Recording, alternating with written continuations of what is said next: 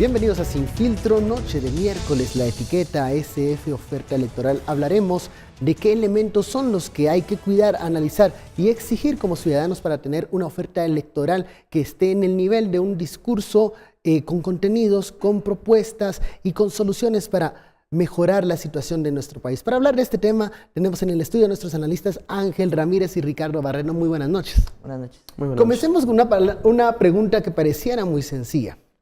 ¿Por qué tenemos una oferta electoral tan poco atractiva? No hablo solo de los binomios que se han presentado ya para el próximo evento electoral, sino también en los comicios anteriores. ¿Qué nos pasa? ¿Qué sucede? Ángel. Bueno, yo creo que es primero adecuado contextualizar este proceso electoral, primero porque cambiaron las reglas del juego de las elecciones pasadas a estas elecciones, cambiaron ciertos criterios, incluyendo los tiempos. Creo que estamos ahora probablemente en una de las campañas que aún no han empezado, ya estamos a menos de un mes de que se pueda convocar a elecciones. Y no se siente, exactamente, y eso tiene mucho que ver con el cambio de los tiempos electorales. Con el tema de la oferta, creo que este proceso electoral es bastante particular, es un proceso electoral que tiene muy poca certeza de quiénes van a participar. También tiene características de que, recordemos que durante el año 2015 se rompió una tradición de nuestra época democrática, en donde el que quedaba en segundo lugar en las elecciones anteriores quedaba como presidente en las siguientes, y ahora estamos otra vez ante esa situación de si es que va a suceder o no. La candidata que quedó en segundo lugar sí va a participar, pero hay mucha más oferta electoral que aún no tenemos mucha certeza de quiénes van a ser, ¿no? Y eso implica también la falta de construcción de consensos y de partidos fuertes que puedan llegar a demostrar liderazgos que puedan posicionarse realmente como una oferta apropiada para este proceso electoral. Si en 2015 el outsider, el que no era el político tradicional, llegó al poder, ¿eso se puede repetir en 2019 o crees que la ciudadanía va a buscar otro tipo de cualidades en el candidato por el que se decida votar? Yo creo que va a depender mucho de al final quiénes van a poder ser inscritos como candidatos, ¿no? Yo creo que ahorita también estamos hablando ante una perspectiva, muchas de suposiciones y lo que mencionaba antes de poca certeza, y creo que los partidos tienen que empezar a posicionarse más en la agenda pública, más en la opinión de la ciudadanía para poder construir ese debate público necesario en una democracia, necesario en un proceso electoral, para poder definir candidatos más viables, de poder definir candidatos que tengan más posibilidades de alcanzar una segunda vuelta, por ejemplo. Creo que eso es fundamental. Recordemos que ahora también la ciudadanía va a estar mucho más activa en este proceso electoral. El tema de información en redes y en medios digitales también va a tener un gran impacto en el proceso electoral, y obviamente eso va a terminar por decantar a la ciudadanía por un candidato u otro. Y creo que al final de cuentas, con tan poca certeza que tenemos, creo que tenemos muchos candidatos que no han formado parte de la política nacional de forma permanente, y creo que eso va a determinar mucho la competencia. Poca certeza de quiénes van a participar y en qué condiciones, porque cambian las características de los eventos electorales pasados. ¿Esto en qué puede afectar la oferta electoral, Ricardo? A ver, yo creo que hay que partir de algunos elementos básicos o elementales. Obviamente tenemos una oferta electoral que continúa siendo poco atractiva, que históricamente creo que al menos en los recientes procesos ha sido poco atractiva, pero es porque nunca hemos empezado a discutir de cuál es la demanda política, la demanda de la ciudadanía, sino más bien justamente pareciera que sobre la mesa está el divorcio entre lo que ofrece, entre la oferta electoral propuesta por los partidos o las organizaciones políticas, y por otro lado la demanda ciudadana, que no es reciente, pero que parece que todavía no se termina de entender. Entonces creo que un primer punto de partida es justamente discutir sobre la demanda ciudadana. Y si quieren, pongámoslo en un triángulo, digamos, el triángulo de las demandas ciudadanas. El primero de ellos podría ser aquellas demandas que son de carácter coyuntural, por ejemplo.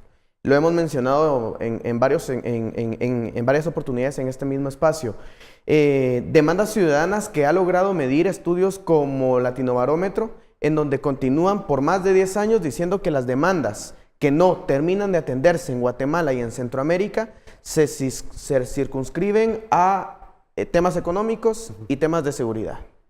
Insisto, la ciudadanía sigue exigiendo soluciones concretas y reales para el desempleo, para el alza de los precios, y sigue demandando, y todavía no encuentra respuesta, para el tema de delincuencia e inseguridad. ¿Por qué entonces esa demanda no se refleja en la oferta electoral que se presenta en los eventos electorales? Esa debería, digamos, ser una pregunta que de pronto más adelante abordamos, porque no es la única demanda que debemos de analizar. Por un lado están aquellas demandas coyunturales, pero también están las demandas estructurales que, vuelvo a insistir, como no hay un ofrecimiento real, la oferta electoral continúa siendo poco atractiva.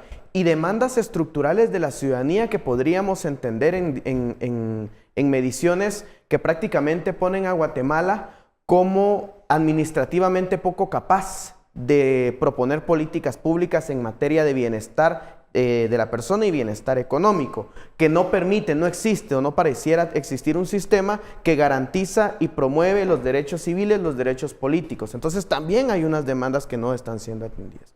Y por otro lado, y creo que aquí es donde viene un poco la pregunta que le hacías a Ángel en su momento, el peligro del outsider. Estas demandas de carácter más emocional, lo hemos hablado también. Lo que exige la ciudadanía es liderazgos y por eso es que de pronto tal vez todavía no se siente, a diferencia de otros procesos, el ambiente navideño de carácter electoral, porque no hay todavía... No se ve un presidenciable en estos momentos. Correcto, no se ven presidenciables, no se ven liderazgos. Y si tenemos claridad de esos tres, de ese triángulo de las demandas ciudadanas, ahora sí podemos entender por qué la oferta electoral no ha terminado de ser atractiva para la ciudadanía, pero siempre vota con la esperanza de que las cosas cambien, de que las cosas este sí funcione. Correcto. Si hablamos de demandas estructurales, a ver, un tema que siempre causa muchos roces, el tema fiscal, que pudiese venir a presentar el debate de la distribución de los ingresos, de cuánto vamos a cobrar de impuestos. Esto los candidatos no lo incluyen en la oferta electoral porque muchas veces divide o polemiza o puede chocar con intereses de otros sectores que para ellos son elementales en el momento de las alianzas políticas. Ese es uno de los factores por los que no tenemos oferta electoral en temas que son difíciles y complejos. Veamos rápidamente cómo se están comenzando a articular los binomios presidenciales. Siempre vemos, digamos, cómo se conforma el presidenciable, aquella figura que tiene un reconocimiento de marca lo suficientemente sólido como para poder competir y generar votos, y por otro lado la figura del vicepresidenciable, que siempre ha sido una alianza estratégica con el sector empresarial, y por eso vemos presidenciables que vienen del sector empresarial. Y recientemente vemos presidenciables que han respondido o que han crecido dentro de una lógica del sistema judicial. Y lo entendemos porque ahora la coyuntura ya no es solo política, ya no es solo económica, sino también involucra temas de carácter judicial. Y partiendo de eso, obviamente el tema de incluir discusiones sobre el tema presupuestario, el tema de tributación, no genera réditos electorales para la ciudadanía ni para el candidato. Y así podríamos mencionar temas que tampoco son atractivos, pero sí necesarios, como el tema ambiental, por ejemplo. Son temas poco abordados dentro de la oferta electoral porque obviamente lo que ha identificado el contendiente partidario es, bueno, si la necesidad es en seguridad, propongamos una estrategia en materia de seguridad, aunque no sea sostenible. Si la estrategia ahora es en carácter, la demanda va orientada en tema de empleo, pues propongamos N cantidad de empleos, aunque administrativamente no se tenga la capacidad de ello. Bueno, vamos a la primera pausa y continuamos aquí la conversación sobre esta oferta electoral y también esos temas que la demanda electoral los tiene ahí guardados, pero pareciera que no hay una unión, una lógica que pueda entrelazar la demanda y la oferta electoral para el 2019. Volvemos luego de la pausa. Continuamos hablando sobre los elementos que pueden ser parte de la oferta electoral del 2019.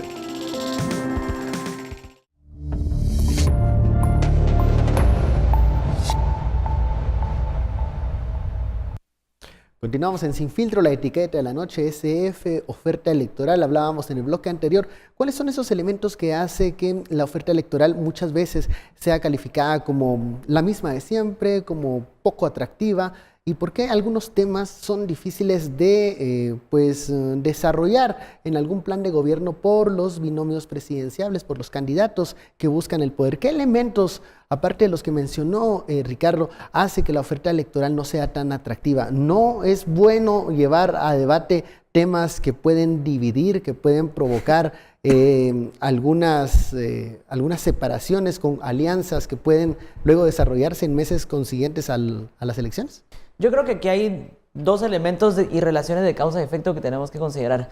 Primero, esa misma incapacidad de los candidatos y de los partidos políticos por poner en el debate público temas tan importantes como una reforma fiscal, como la protección del medio ambiente y la matriz económica que sustenta la economía del país, que poder pasar de productos de monoexportación, por ejemplo, monocultivos, a otro tipo de producción, o por ejemplo el modelo de energía en el país, dejar en funcionamiento el tema de las hidroeléctricas, por ejemplo, que también es uno de los temas que terminan por generar choque, y eso al final de cuentas lo que genera es un efecto negativo en la ciudadanía de desafección de la política. Es decir, para muchos ciudadanos y para muchas ciudadanas el tema de participar en política no termina por ser una viabilidad para construir democracia. Sí. ¿Por qué? Porque lo que estamos haciendo es que como en esos espacios de partidos políticos no se habla de estos temas, no se habla de realmente soluciones y proponer realmente planes de desarrollo para el país, terminamos por mejor encontrar otros espacios, la ciudadanía termina por buscar otros espacios en donde pueden participar, pero las reglas del juego que tenemos en nuestra democracia dicen que el único actor que puede llegar y alcanzar el poder a través de la vía democrática son los partidos políticos. Entonces, esa causa, digamos, que tiene el no poder poner en el debate público temas importantes que generan diferencias con otros actores, lo que termina es por hacer una desafección de la política por parte de la ciudadanía, que realmente no permite que construyamos capacidades en los partidos políticos para alcanzar mejores propuestas políticas, ¿no? Y por el otro lado, creo que hay un tema muy importante en donde muchas veces vemos candidatos que tienen la posibilidad de construir propuestas, pero que no tienen las plataformas políticas necesarias ni la capacidad de construir consensos con otros partidos. Y aquí recuerdo que existía un espacio muy importante que era el foro de partidos políticos, en donde realmente se podía poner a discusión ciertos debates y construir consensos y generar una discusión del pacto social que queremos como país, como a largo plazo, y es lo que no nos permite dar ese último paso de maduración en nuestros procesos políticos y en nuestra democracia como tal. Si bien ya no tenemos falta de certeza de que estamos ante procesos electorales que coinciden en el tiempo y que tienen un proceso electoral certero, no estamos pensando en cómo esa certeza de los procesos electorales también nos va a dar pasos sustantivos, ya no solo lo procedimental de la democracia, sino que también a lo sustantivo. Porque, ojo, podemos caer en algo muy preocupante, que algunos estudios lo han analizado. El hecho de que se vota, se van a las urnas, pero no hay resultados en la vida cotidiana del ciudadano, entonces se pierde afecto al modelo democrático, comienza a pensar en modelos más autoritarios, donde, dice él, se llega a soluciones, porque pareciera que nos estamos quedando en ese primer estadio, pero no hemos entrado a discutir los temas que realmente están causando problemas, porque muchas veces se rehuye a ese conflicto, a la diferencia, o estamos poco acostumbrados a sentarnos a hablar con personas que piensan totalmente diferentes a nosotros. ¿Es eso lo que ha hecho que la oferta electoral se mantenga en los mismos temas, con eslogans, pero sin ninguna solución? Que digamos, a ver, lo que estamos discutiendo a grandes rasgos es una oferta electoral visto desde un nivel nacional, digamos. Pero aquí viene también otra discusión completamente distinta por la lógica de cuál es la oferta electoral a nivel local. Incluso podríamos discutir de la oferta electoral a nivel parlamentario. A nivel local, justamente lo que ocurre es que el liderazgo democrático se cambia, se prefiere, o simple y sencillamente, como no hay más, se elige por un caudillo político. Aquel caudillo, aquel liderazgo, entre comillas, que históricamente se ha mantenido en el poder municipal y sigue teniendo y ha generado las suficientes redes y el suficiente caudal para continuar dentro del poder. El problema es que como la lógica, las demandas ciudadanas a nivel local tampoco se han terminado de atender, y aquí podríamos rápidamente, se me viene el ranking de la gestión municipal, que también es un estudio que elabora CGPlan y que básicamente lo que te dice es si a nivel municipal estás bien, mal o estás deficiente. Y entonces los mapas que se han pintado desde 2010 más o menos del ranking municipal, lo que demuestran es un país que está en cifras amarillas o en cifras rojas. Es decir, que las necesidades no se han terminado de atender. pero siempre genera esa expectativa de ver de qué manera en un nuevo proceso electoral se tiene la oportunidad desde el espacio comunitario y desde el espacio municipal para que esas soluciones se resuelvan. El problema es que como también a nivel municipal la oferta electoral no tiene un tinte democrático, sino más bien un tinte de caudillo, un tinte de poder hereditario, un tinte de desatender las necesidades ciudadanas, esto puede generar de nueva cuenta continuar con las tendencias, por un lado, de no discutir temas relevantes y necesarios para sentar bases democráticas, y por otro lado, continuar incrementando esas demandas ciudadanas. El problema de un 2019 con reglas de juego claras, con una historia de 2015 en donde nos enseñó o nos está terminando de enseñar que hay que atender, que hay que discutir y reflexionar el voto, es que ante una oferta electoral deficiente a nivel municipal se puede generar una alta conflictividad muy distinta a la que vimos en un 2015, porque ahora las reglas de juego indican que todos los partidos deben de competir, es decir, que hay una oferta electoral con características similares pero con más hambre de obtener el voto, con una ciudadanía que está a la expectativa y con una institucionalidad prácticamente sobrepasada, y eso que genera, no directa, pero en alguna medida, conflictividad electoral. Nos vamos a la pausa, al regreso hablaremos de la oferta electoral que ya se presentó, falta todavía, enero, llegarán otros binomios, hablaremos de eso y qué elementos caracterizan las ofertas que se están dando a conocer hasta este mes de diciembre.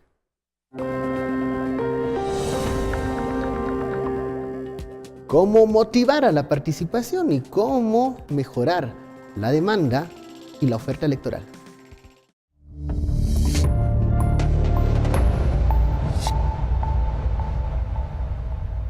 Continuamos en Sin Filtro, la etiqueta de la noche SF oferta electoral. Estamos hablando sobre los elementos que contiene la oferta electoral que se conoce hasta el momento, que luego vamos a ver ya en campaña electoral desde enero de 2019. ¿Qué elementos ves en los binomios que se han proclamado hasta ahora y que, bueno, van a ser inscritos ya el próximo año junto a las otras propuestas que se van a sumar también para buscar el poder?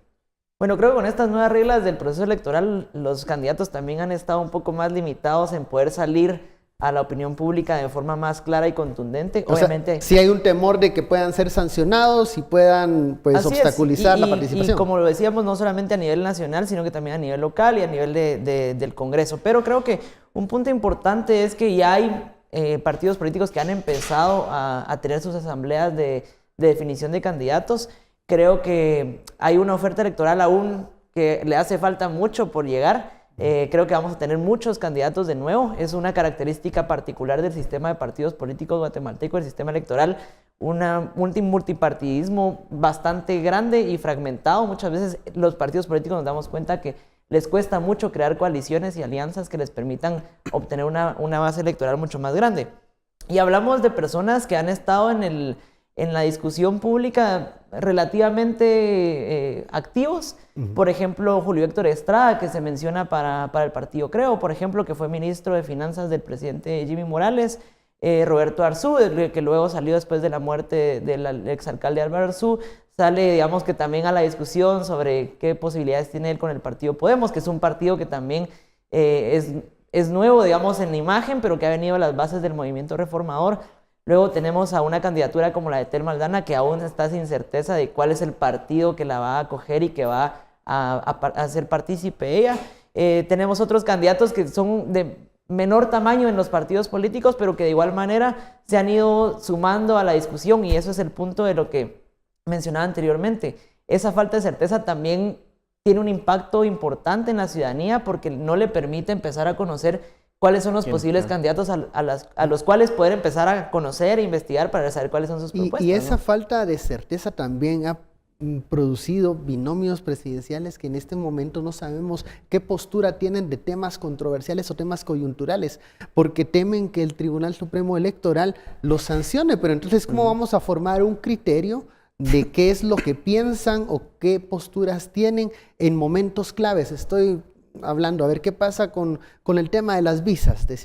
Ningún presidenciable en este momento se ha pronunciado de una forma clara para saber si está a favor o en contra, porque dicen el Tribunal Supremo nos está viendo, pero eso también limita a los ciudadanos conocer cómo reaccionan ante estos eventos. Claro, y que tendremos ahora un proceso electoral más corto también, ¿no? Entonces creo que eso tiene muchas implicaciones, que si bien esa reforma se planteó para reducir los costos de campaña, también necesitamos una manera más efectiva de que como ciudadanos podamos informarnos y tener mejor información sobre el contenido de las elecciones al final de cuentas, ¿no? A mí me da miedo que si no se le pregunta a los presidenciables qué opinan de los temas que están ocurriendo en el momento, vamos a llegar a una campaña corta pero emotiva, en donde vamos a estar votando por quién me cae mejor, quién me cae, cómo se conecta con la ciudadanía, pero no cómo piensa o quiénes integran su equipo de trabajo. Pero es que ni siquiera los que están haciendo gestión actualmente se les pregunta y ni siquiera ellos se posicionan. Dejemos, digamos, por un lado el tema de las visas, que podría eso sí generar un poco de discordias entre actores. Pero el tema migratorio, por ejemplo, que digamos que puede ser un tema que una diferentes posiciones. Que debería ser un tema en donde desde la comisión del migrante del Congreso se tuvieron que haber tomado posturas, acciones concretas. Dentro del mismo pleno se tuvieron que haber discutido. Pero a ver, yo las únicas discusiones que escuché venían de afuera, no venían de Guatemala. Y entonces ahí hay un problema porque no se le está exigiendo ni siquiera a los que están haciendo gestión porque la agenda de ellos es otra, es resguardarse de pronto de persecuciones penales, no sé, pero tampoco se les exige a la oferta electoral actual por justamente el temor a que un Tribunal Supremo Electoral los vaya a sancionar. Y entonces la discusión es, ¿de qué democracia estamos hablando si prácticamente a los actores en democracia los estamos silenciando? Y aquí hay un punto importante, quisiera agregar, que el tema de hacer gestión y de formar parte de cargos públicos previo a las candidaturas también es un punto bastante importante, porque está empezando a poner en la opinión pública y en la evaluación de la ciudadanía para con los funcionarios públicos es qué tan buena fue su gestión para yo poder tomarlo como un candidato válido e idóneo en unas próximas elecciones. Y es por eso que muchas veces cuando vemos el ejercicio del cargo público, si es por ejemplo, un diputado que ha tenido muchos problemas en su gestión, obviamente va a un electorado que ya es su base de confianza y con el cual se siente cómodo y no está permanentemente buscando a otro tipo de votante. Sin embargo, hay otros candidatos que probablemente han tenido un mejor papel en su gestión pública y eso se deriva de una fiscalización y auditoría social y permanente actividad ciudadana. Y eso me parece un punto a resaltar, porque realmente estamos pasando de ese debate de la reelección. Realmente es importante porque estamos evaluando cómo hizo gestión pública y no necesariamente porque utilizó los recursos públicos y demás, como se hablaba antes, ¿no? Por ejemplo, cuando fue Sandra Torres la primera dama, a ella no se le evaluaba como parte de la gestión pública, se decía cuál era la influencia que tenía sobre el expresidente, ¿no?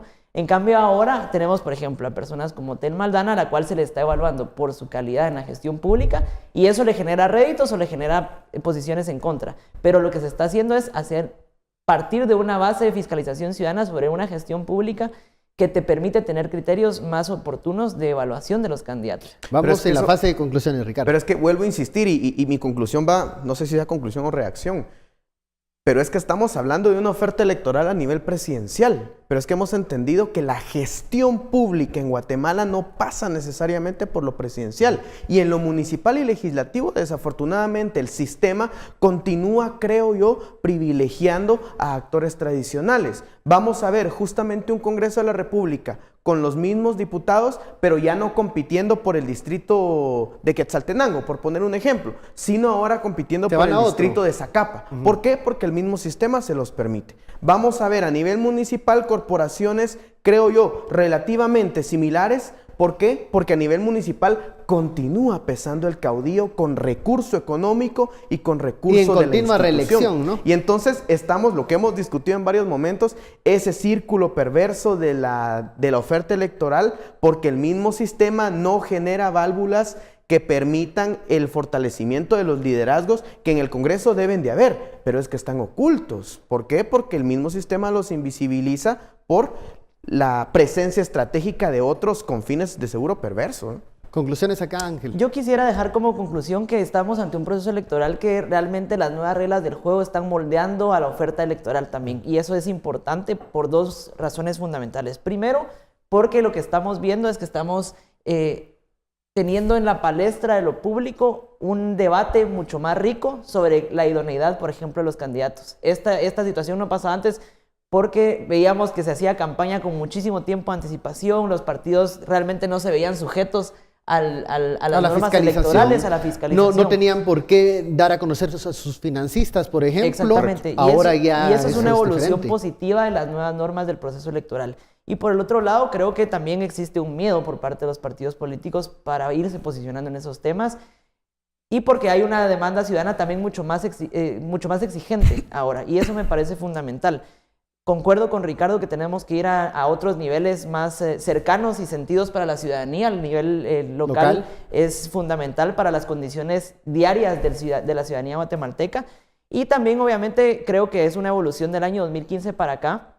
Es que ya hay mucho más atención sobre la orden legislativa, por ejemplo. No creo que va a haber una rigurosidad mucho más fuerte de parte de la ciudadanía para con los candidatos a diputados. Recordemos que también los distritos electorales ahora tienen un número fijo con 160 diputados. Hay 76 diputados que probablemente no puedan entrar a reelección dependiendo de... Y eso va a ser una dinámica. Exactamente, que va a determinar la oferta electoral. Y es lo que decía anteriormente. Las reglas del juego por primera vez están moldeando mejor la oferta política que tenemos en el proceso electoral. Ya que la oferta política no quiso mejorar por sí misma. Exactamente. Muchísimas gracias, Ángel, Ricardo, por este análisis. A usted muchas gracias por su preferencia. Esto fue Sin Filtro. Feliz noche. Nos vemos mañana.